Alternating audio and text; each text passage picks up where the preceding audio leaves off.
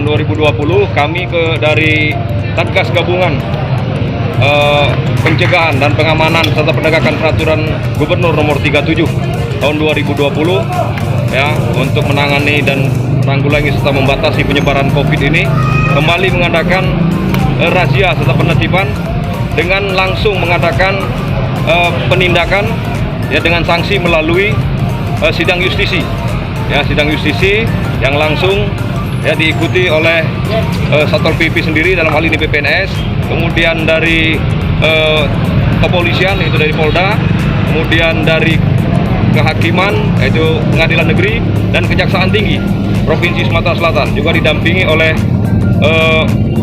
dari Kodam ya, untuk melaksanakan penindakan serta sanksi tersebut. Nah, pada saat ini kita mulai pukul 9.00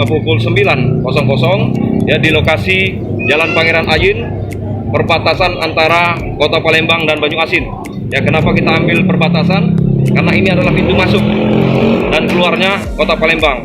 Dan menurut laporan, daerah sini memang masih agak banyak ya pelanggaran-pelanggaran tentang COVID itu. Jadi kita ambil lokusnya di sini dengan harapan kita akan memberikan pembelajaran, edukasi serta pembinaan kepada masyarakat sekitar sini ya, baik di luar Palembang dalam hal ini Banyuasin maupun Palembang.